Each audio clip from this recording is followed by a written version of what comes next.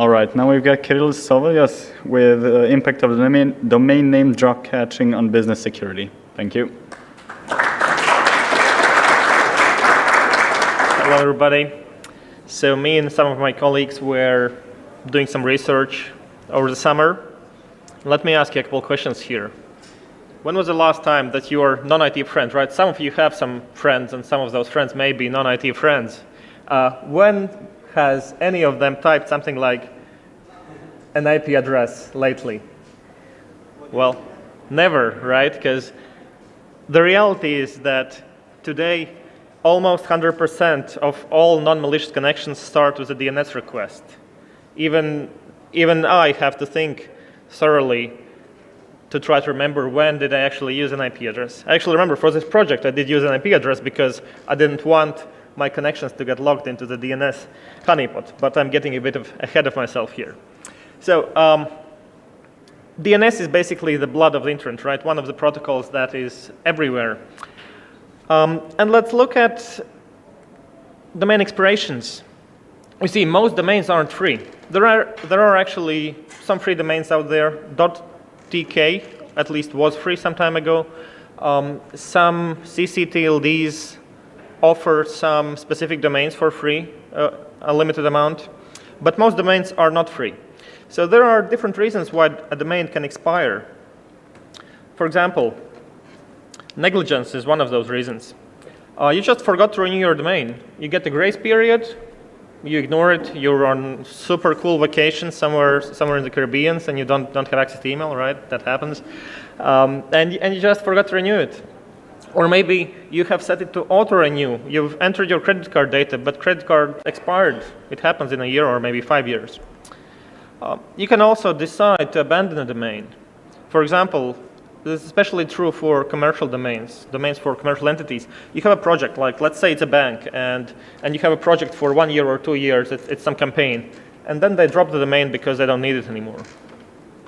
Companies tend to merge, right? Again, two different entities may merge and continue to work under a single name, and then the other names will be dropped. And of course also a court order. In most European countries, and I believe in many countries around the world, a court can also order the domain to be closed. Sometimes it's closed in such a way that it cannot be registered again. But in Latvia, for example, which is where we did this research, in Latvia, for example, if the court decides that your company itself has to be closed, your domain also immediately has to be released for public registration. So that's a fun case there. So our research question here was, what attack vectors for domain name dropcatching can we observe in real life? The topic is not widely researched. We found some research, but we didn't find a lot. So our scope was limited to middle of 2018. We were limiting ourselves to .lv, it's country code top-level domain. And we also experimented with internationalized domain names, so some domain names that contain Unicode characters. We did no phishing, so we didn't try to fool anybody, and we did everything passively, so we did not do any active attacks. We just listened. We just got the domain and listened. We never sent a single unrequested packet. This research consists of both quantitative and qualitative methods, so we take a look at some statistics, and we also will take a look at some specific cases in more in-depth. And we focused on these protocols, so we took a look at FTP, SSH, Telnet, and SMTP. But we also decided to add DNS, HTTP, POP3, and IMAP, and also HTTPS, which was kind of fun, and RDP and VNC. RDP and VNC literally gave no useful results at all. So we looked at them, but apparently that's not what normal people do. I mean, normal people apparently don't use these protocols. Only tech-savvy people and system administrators use RDP and VNC, and they know when their domain has expired. So we haven't caught anything in there. So this is some literature review. What's sad and funny at the same time is that this guy Zats Murray, who was doing the same research at the same time as we were. He gave a presentation, I think, 2 days ago. on his research. We didn't know about that. But his topic was limited to law firms, and it was limited to SMTP only. So we took a bit wider approach here. So a bit of terminology, quickly. Drop catching means re-registering a freshly expired domain name. So domain name has expired, you register it for a different person. There are such things as domain back orders. They have been for many years. Many registrars offer a service to catch the domain. So the domain is active or it's in a grace period, and you can already order it, and in case it will not be renewed, you will immediately become the owner. And some registries cooperate on that service. So you don't even have to monitor. Some registries actually actively provide the information. .lv was one of the registries that also provided a list of recently expired domain names. They decided to stop that because bad people. And domain tasting. This is fun, and we also consider it a bit in the end of the presentation. Domain tasting means registering a domain name for the ad grace period. So let me explain what I'm talking about. This is for GTLDs, not CCTLDs, but it's a good overview.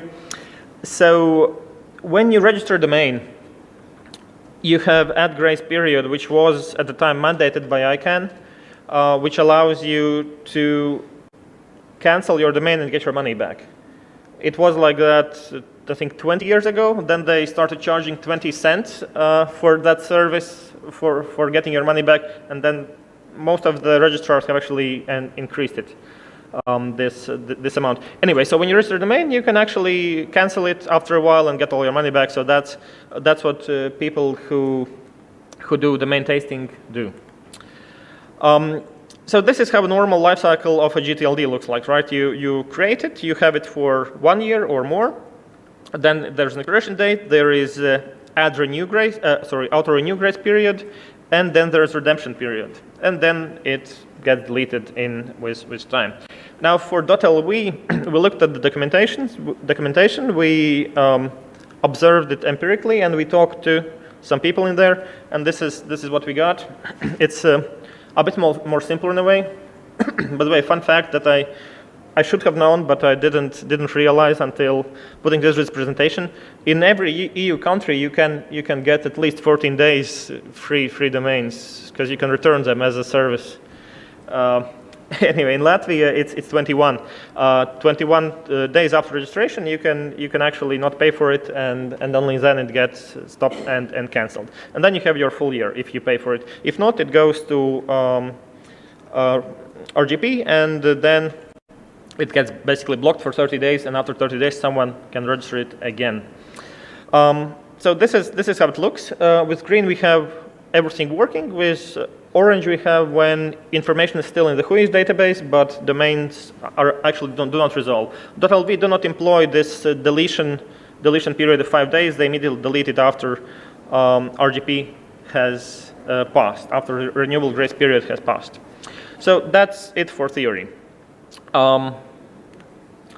Some challenges that we came about when we were doing this was we had, in the end, 180 domains, and we had one IP address because I didn't want to pay 180 euros for IPv4 is super expensive right now. So it was a challenge because some of the protocols that I mentioned before, they do not include the main field in any way in it, so it's challenging to understand which connection goes to which domain. And then there are lots of bad guys on the internet. That means many of the connections don't even go through a domain. They actually go directly to the IP address because someone scanned you and saw this great machine running RDP, VNC, and everything else and tries to hack it. And of course, we had to distinguish bots versus humans to make any reasonable conclusions here. So, some of the tools we used. We wrote a custom DNS server based on Python Twisted. It's actually quite cool. It responds with 1 second TTL. I mean, you can also configure other DNS servers to do that, but it also logs everything and responds dynamically based on different things that we needed. 1 second TTL, of course, gives us the possibility to actually monitor more closely how often the domain is requested. I will note that many of the recursive name servers will bump that up to 60 seconds, even though you specify 1 second. Then we employed a bunch of honeypots. We looked around, so we took Meloni, NetWatch, IMAP-HANI, Malbet, which is the universal one, RDP, and VNC Lowpot. The two last ones were the ones that didn't bring any fruitful results. Of course, NetFilter. We can't go about without that. We can't work without that. We had to kind of be able to manage the machine while at the same time it being a full honeypot. Apache, of course, and there we wrote a custom, super simple PHP honeypot that just logs everything. We could, in theory, have gone further and copied over the original web pages that we were mimicking, or tunneled to them, because many of them are actually available on the internet. But as I said, the scope was no phishing, so we didn't do that. We basically just had a static page there that logged everything. And acme.sh plus custom DNS API. So these two things together, custom DNS API plus our custom DNS server, allowed us to actually get HTTPS certificates up on the fly. It takes like 3 seconds, and you have HTTPS certificate. Basically, if you write custom web server, actually, as soon as you get the the domain indication in the first packet, you can hold it for 3 seconds, and you can generate the certificate, and you can continue the connection. And lots of custom scripts to analyze everything. So, how did we set it up? We tried to find recently expired .lv domains that either have search engine presence, so they are visible on the search engines, or they relate to an existing company or person, or recently closed company, or are typos of popular domains. So we didn't do typo squatting per se, but we went and tried drop catching on other typo squatters that got their domains expired. And those are actually quite lucrative. Those brought in some hits. And as soon as we got the domain active, which took anywhere from 10 minutes to 60 minutes, we requested a sell certificate for the domains. So for analysis phase, we tried to link the DNS request logs with other request logs. So for email, it's easy. For SMTP, I mean, it's easy. For web, it's easy. Other logs don't have anything as regards to the domain name. So we linked the logs together using timing. We logged everything using Unix time with precision at least 2 digits after a second. And we tried to link it together using autonomous system numbers and the timing information. Well, it sucked. We got some hits. We could verify some of them. Those were clear. But I think what we need to do in the future, we need to actually have the timing records for the non-DNS protocols be created as soon as first TCP packet or UDP packet hits the server. Because right now they are created when the honeypot understands the connection has been made, and for some honeypots it can take up to a second, which on an active server with 180 domains is too big of a difference. Then we detect bots using standard user agent techniques, of course, and some other header techniques. And then we detect network scanners and brute forcers. We just create the list of most popular usernames, most popular passwords, and we check if that IP address has used at least 5 of them, I think. Then we put it in the bad IP list, and we say that's not a good thing. It's like a bot. So we strip it from our research, and then we look at all the remaining data in detail. Right? We do qualitative analysis on emails and web requests, and quantitative on everything. Yeah, and we actually do have data. So we're going to start first with everything. So bots will be still in there. Attackers will still be in those numbers in the first couple graphs. So these are the main numbers that we registered. We start with registering a couple. We went slow, and we tried to do that in approximately week interval, just to catch when expiry will happen for the first domain, so we can have more data.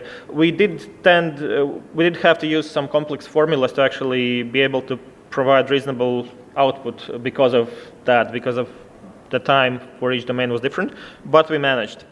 I actually fixed the last formula like an hour ago because I understood it's completely wrong. Okay, so these are the requests to the DNS server depending on the type of the domain. As you can see, we only have 4 IDNs and 176 are ASCIIs, and it changes over time. Anyway, we wrote a magical formula, and we changed the weights. So this graph assumes that we have the equal number of IDN and ASCII domains for the equal number of time. So IDN domains suck. They aren't popular. Maybe that's because of the attackers. So attackers are still in there. For record types, nothing special here, as we would expect. Most computers are looking for a record for IPv4, right? Quite a lot of IPv6, and MX is only third afterwards, right? And then TXT for DMARC and SPF, obviously. For subdomains, so we looked at all the domains and just looked at the subdomain part. The black, the red marker on the bottom, which is blacked out, we did that because that subdomain is actually very unique. It's just a lot of traffic was going to that specific subdomain. So we tried not to provide any identifiable data, any non-summarized data here, of course. So half goes to the zone itself. Then we have www, mail, SMTP, webmail, and some other domains there. Now a bit more interesting data we can get if we actually divide it in two dimensions. If you look at subdomains and record types for each subdomain, right? So here we can see that root, www, and mail are actually the ones that have IPv6 request presence, and the others do not. So for SMTP, for webmail, most of the clients did not request that. Here is the average requests by length. So how many requests on average did we get per day for a domain depending on its length? Normally, it should probably start high and go low, right? Because the shorter domain, the sweeter it is. In reality, as we were only registering used domains, we can see that correlation isn't strong at all, and that heavily depends on the type of the domain, on the activity of the domain before we take it. Countries, I actually had to add an extra slice because Latvia was only number 11. This is before removing all the bots and malicious users. So we are looking at .lv domains. Latvia is number 11 in source IS countries. Just included a couple of slides for usernames and passwords, just to update everything. Number 1 is censored out. It's not 3 asterisks. That's because, again, number 1 was heavily related to one of the domains. That we used. So for FTP, it changed me webmaster and admin. I like the new passwords. Apparently nowadays you can't do QWERTY or 1 2 3 4 5 anymore. They make you mix numbers and letters. So that's what users do apparently, and that's what hackers have caught on to.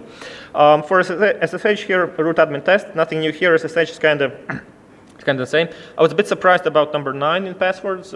1 is a password, which is also, by the way, a legal name for a company, but I wouldn't think that would be somehow correlated.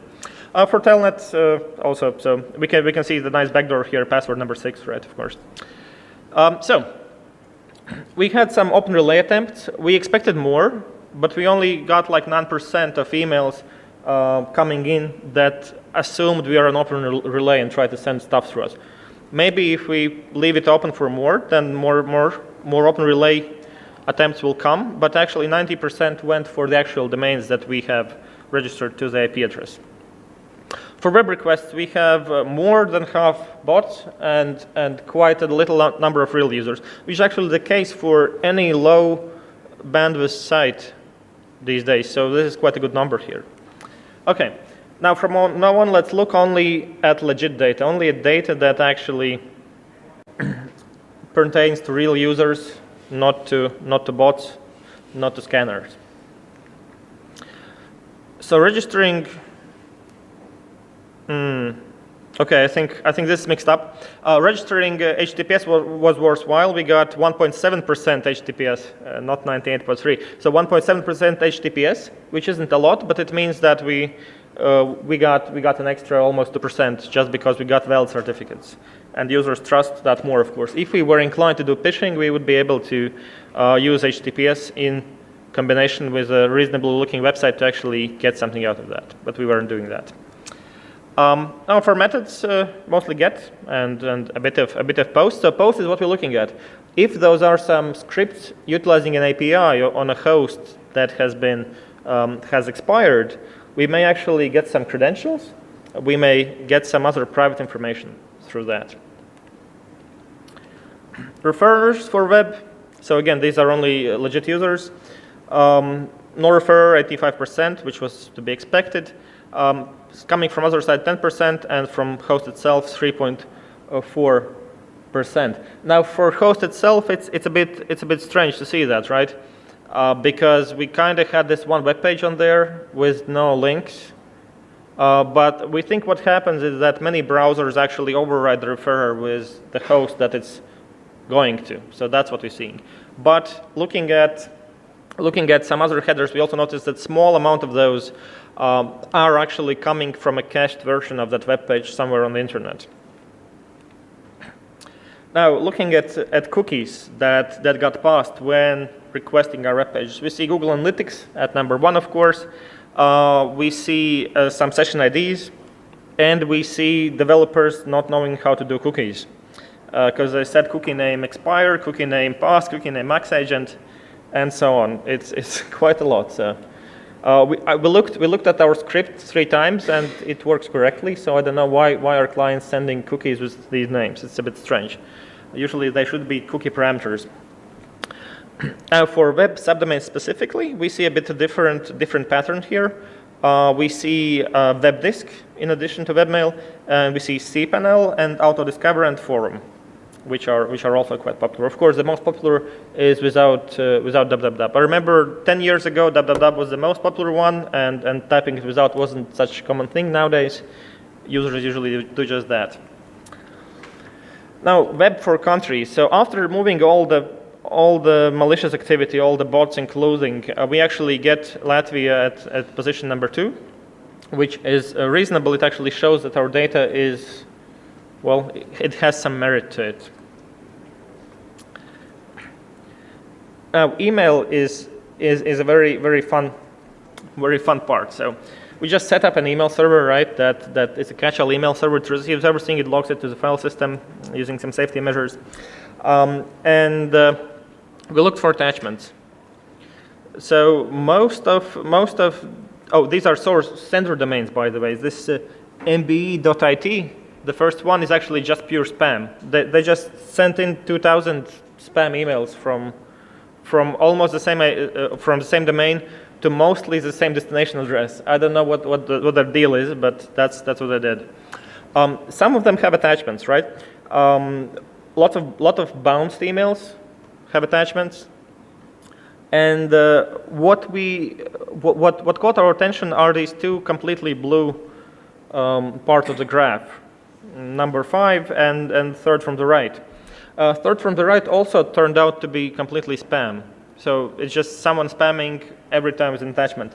Number 5 from the left turned out to be a critical thing, which I'm gonna talk about in a while. So it says laboratory.lv, which means laboratory.lv. When we look at the emails that actually had attachments and we count each attachment separately, we of course see a lot of images, but we also see PDF in 3rd place. Now, doc files, XLS files, we can see doc here, for example, they aren't that common these days when sending something to a client or sending something to a business partner. PDF files are common, so we actually did take a separate look at all the PDF files regardless of if they were considered spam or not. And we found some gold in there. Now, attachment types per domains that have attachment. Again, if we look at that, we can see that 2nd from the left now, again, this laboratory.lv, it only has PDF attachments. All of them are PDFs. And if we look at the spam domain, which is number 4 here, we can see those are all JPEGs.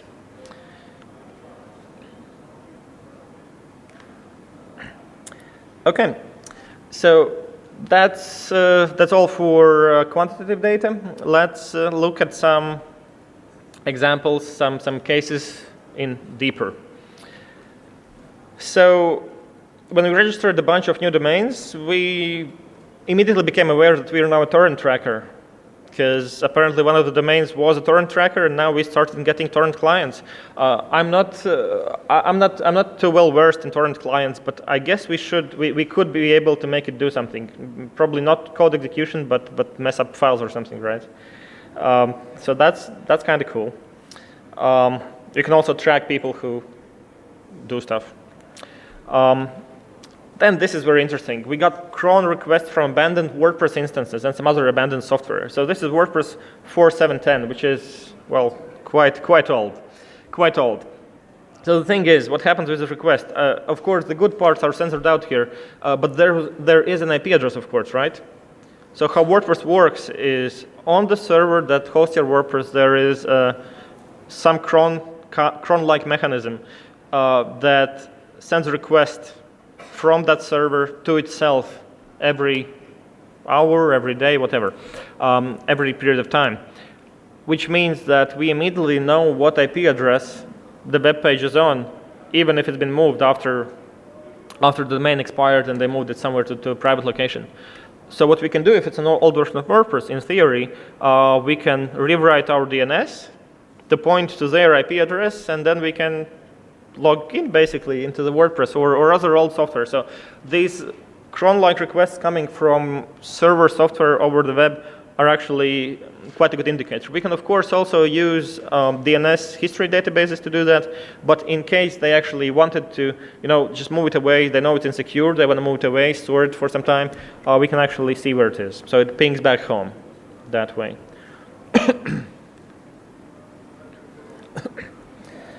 Now, some governmental sites had stuff embedded on their page that was linking to some of the domains that we got. So in theory, we could start, well, this is a JPEG, for example, right? And the client says that it accepts images, but it also accepts anything else. So depending on the browser configuration, we could kind of try to inject something in there into .gov.lv pages that way. And this is the, if we talk about web, this is the most critical part of web. So this VRA, vis, NSAR is code name in Latvia for a governmental system that connects to all other governmental systems. So it tries to connect to one of our domains because apparently it's part of a governmental system. So if we were to put in and all the specs are public for it's a open e-governments, all the specs are public, we could in theory build something that adheres to their requests and start feeding it data. Okay, let's look at some emails. So of course you will get notifications from social networks in there. For example, this is notification from Instagram. And apparently this specific account was configured to receive notification when anything happens. So we got like six notifications over the course of 3 weeks that we were doing this. What this in fact means is that it's not about notifications, but it usually means that your email account is configured as a recovery address for that account, which means that if we were to do active attacks, we could go to this site, enter this email address, request reset, receive it in our catch-all mail server, and be inside the account. Also, Latvian-specific social networks. Again, you are getting this. In this case, it came to a commercial entity, not to a private person. It talks about their commercial web page that they have hosted on the social network. And again, we are reasonably sure that we actually would be able to connect and take over control of that part of the social network. And some Belgian social network as well. Already with lists of your potential friends, and I think pictures too. We were doing these pictures, remote pictures off. Then PDFs are super fun. So for example, here's a group reservation for a hotel. Check-in date for the esteemed guests is 26th of September 2018. So there's possibility to go check into a hotel somewhere. Or cancel the reservation. Or cancel the reservation, of course, yes. If you're into that kind of shit, I'd rather check into the hotel, but you can cancel the reservation, sure. Then we got the email from a lawyer. We are very afraid of lawyers. I mean, I am since Skype tried to sue me like more than 10 years ago. I'm very afraid of that. So I censored most of the shit out. It just says lawyer there on the bottom left. Then we have a message from Internal Revenue Service of Latvia saying that stuff is happening to your company, which apparently the intended recipient didn't get, because we got it. Then we have flight reservations. This flight is also still in the future. There's the booking reference number, name, and everything you need to do stuff. Bills. Bills sometimes contain a lot of private data, sometimes not so much.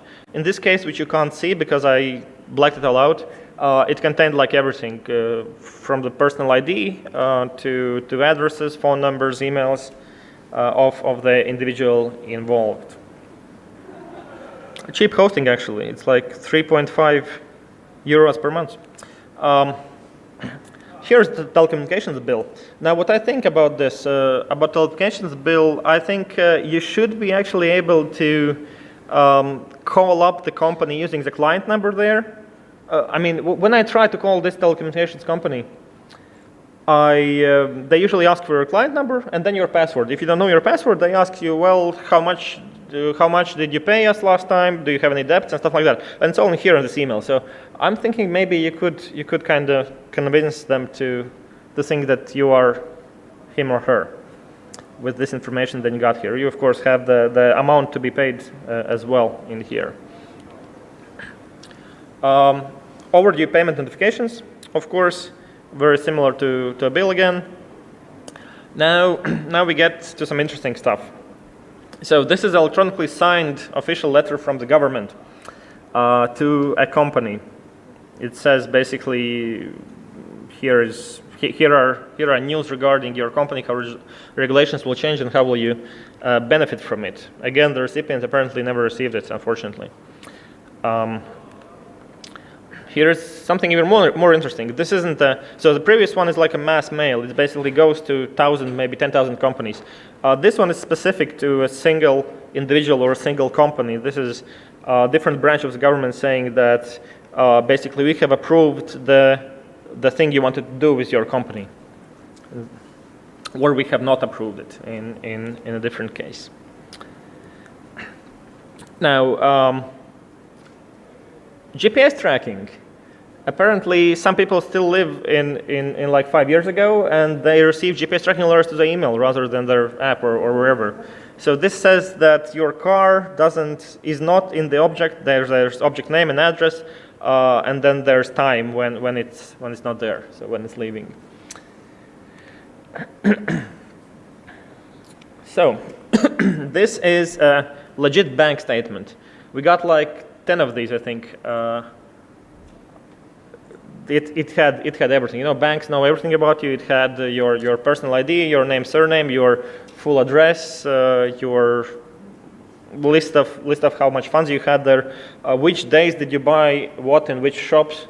Like, wow, it's. We try to understand why it got there, because from the domains, from 180 domains that we registered, we actually had some domains that belonged to banks, health institutions, stuff like that. But this was not related to any of those domains. So it would seem that people are just randomly sending sensitive information over the internet. Speaking of sensitive information, this actually made me smile in a good way. Well, first of all, we got like more than 100 sensitive health documents regarding recent health evaluations of patients. And then they were encrypted, which is good. I hope the security is good. At least they were smart enough to do that. So that was a domain that we saw at number 2. When we looked at the attachments, it had all the PDFs. That's what they're sending. It's an automatic system, apparently. If you're a doctor and you send your patient to do a test, then it automatically sends the result to your email address. And if you happen to lose your domain, then we get the results. If only we knew the password. I mean, actively we could be able to get it probably, right? We pitched the original user to enter their passwords, some of the passwords, and one of the passwords probably match. But we are not into that stuff. We just want to understand the potential impact of drop catching a domain name. Now, finally, again about health. To finish on that, this is one document that was not encrypted. One of the documents that was not encrypted, and basically includes, it says number 1, your employer, number 2, your name, surname, 3, your identity code, 4, where you actually live, 5, your profession, 6, your health stuff. That 6 continues down below. So it's like a full health profile on you if you're healthy or not. Okay, so let's take a look at what we can do to prevent this. And first of all, let's take a look at what attacker stands to gain from all this and what do you stand to lose as a domain owner. So, as a previous owner of a domain, by not prolonging registration of your domain, you of course endanger your clients and business partners by the virtue of them continuing to send you data, maybe your shared client data, and it getting into the wrong hands. Of course, also, if clients actively go to your web page, attacker can easily create a phishing web page that takes over their credentials. And as we know, most of the users limit their number of passwords to 5 online, which means one of the passwords will most likely fit some other services. Now, you also endanger employees who used emails for personal accounts. As I mentioned previously, we can do password reset to actually get back, well, not back control, but take over the account and start working with it. And it doesn't matter if it's a social network or if it's a professional network. For example, I imagine that the person who were trying to receive all those medical statements to their email has probably registered at some electronic health system using the same email address. So if we were so inclined, we would probably be able to go look around and get access to that. And again, endanger even more people in the process. Of course, banking, insurance, and sensitive health information was also involved here, so it's really important to prolong the domain. From attacker perspective, additional stuff. So you can get commercial secrets. What we didn't include here in the slides is we also saw some tender responses, right? So when a government institution wants to buy something, they create a tender, and then different corporations submit their prices, which is supposed to be secret until the end date. Well, if they send it wrongly, then we get it. Many of these things actually happened regarding email. Many of these incidents actually happened not because someone sent an email to the wrong domain, to an expired domain, but because they CC'd someone. So they sent to the recipient and just CC their old email address or CC a different colleague, which happens to be on the domain that we control.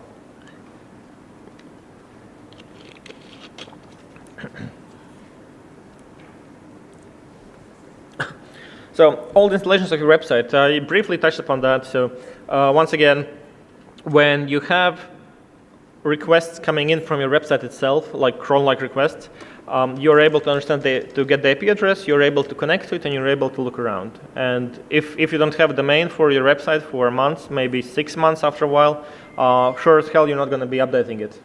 So you have a hole, and if it's a multi-host, then you own a lot of different things on there, maybe some other actual domains. Attackers may gain control over government systems. So once again, we had this government system connecting to us, asking to peer with them, to do API calls, to respond to API calls. We might explore that further to see what kind of things we can do there. So it's a bit interesting. We can also gain control over user passwords. So one way is phishing, but there's actually a pseudo-passive way to do that as well. There are breach notification sites, right? For example, Have I Been Pwned is one of those. And we can actually type our information in and see if we have been, if our password has leaked. Now, as a domain administrator, if you hold complete control of the domain, most of those sites allow you to get a list of emails on your domain that have had their credentials leaked. So we didn't manage to get it to work because of Google CAPTCHA. I'm going to talk about Google CAPTCHA tomorrow in my privacy talk. Google CAPTCHA hates me. But apparently we can try it again, and apparently you're able to get a list of all email addresses and even get notifications when a new breach happens. One question that I have here is, how long does the subscription stay valid? So we haven't been able to test it, but after you sign up for a domain, for a breach notification, do you receive notifications for a year, 10 years, 20 years? So that's one direction where this may be going. And of course, as self-certificates for the future website. So this doesn't actually concern drop catching per se. It also works for domain tasting. So if I take a domain, register it for 21 days, I don't even need 21 days. 1 hour is enough. I have 1 hour. I request a self-certificate. Let's Encrypt gives you 3 months. I'm quite sure that the other paid certificate authorities actually have upped their game and aren't so picky about what you're requesting certificate for and actually provide automatic process, meaning that you should be able to get a 1-year certificate if you pay for it. So you register domain for 14 days or 21 days, depends on the country. You get the certificate for 1 year, and then you go and meet them the hell out of the new owner afterwards. So that's an interesting concept which we have to test. And we're going to talk about further work in 3 minutes.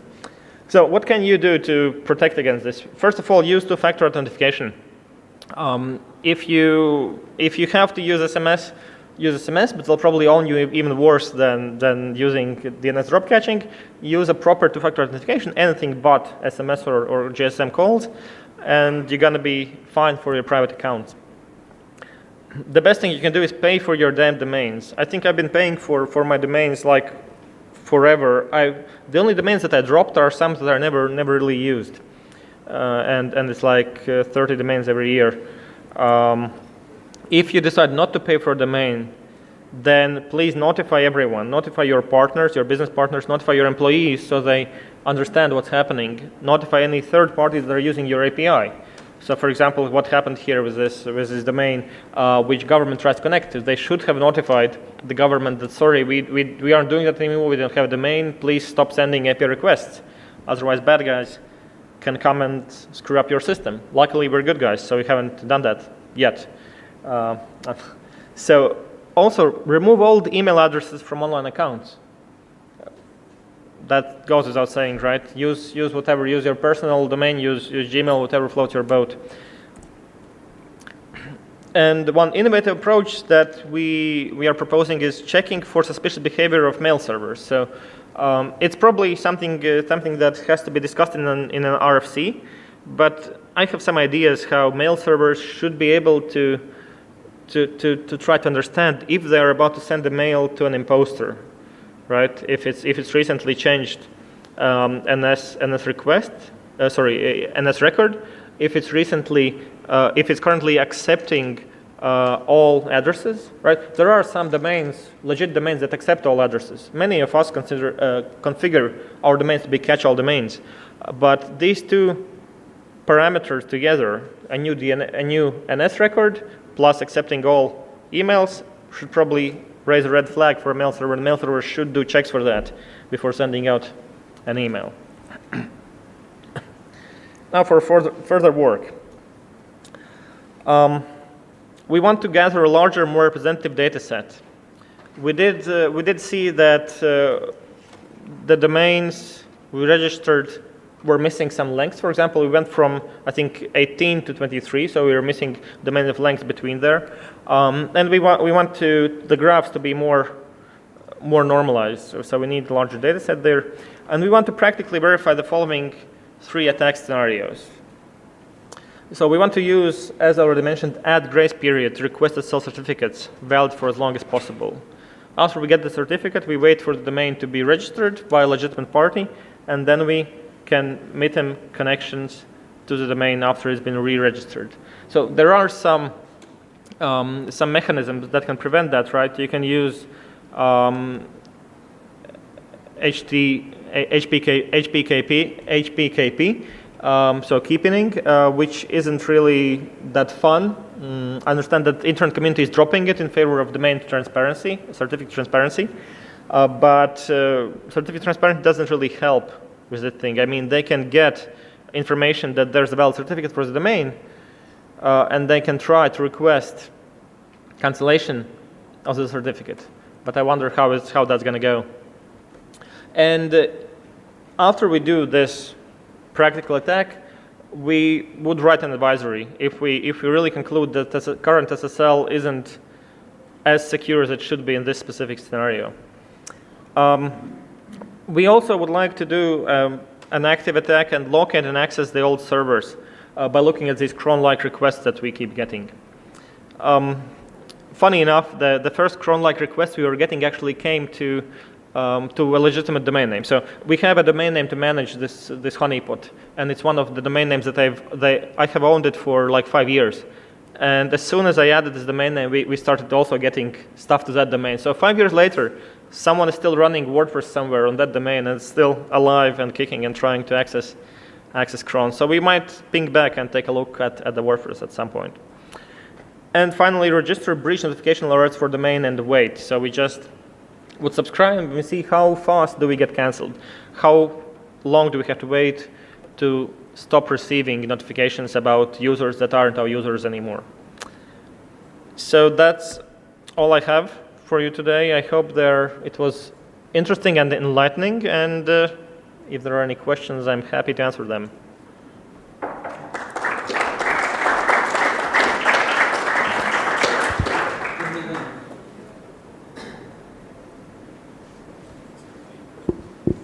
So nice data you get there. Did you contact the people which forgot to renew their domain and told them, well, you have some data that you want to have? I was thinking to contact CERT, local CERT. We do have quite a good cooperation with CERT, but I instead contacted local NIC. So they are working on it. I mean, it's a CCTLD, so they have very strict government-regulated policies, and there's nothing they can do, unfortunately. So basically, they have to wait for the domains to expire because we haven't paid for them, and yeah.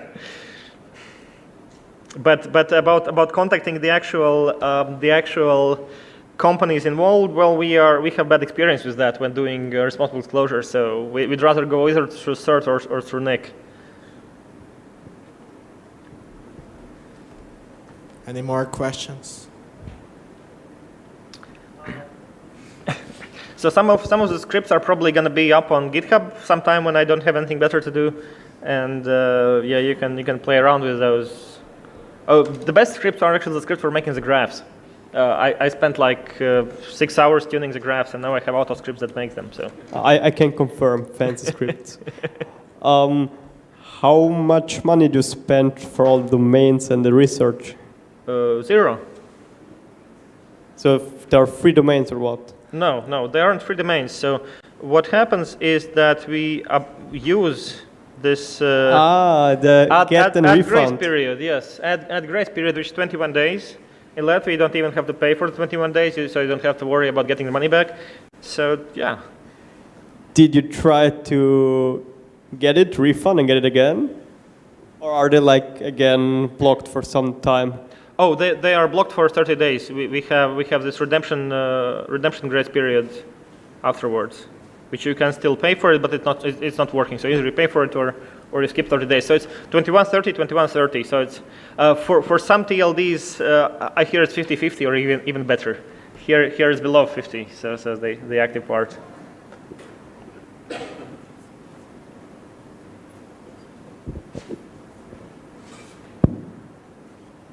Okay, that's it. Thank you very much.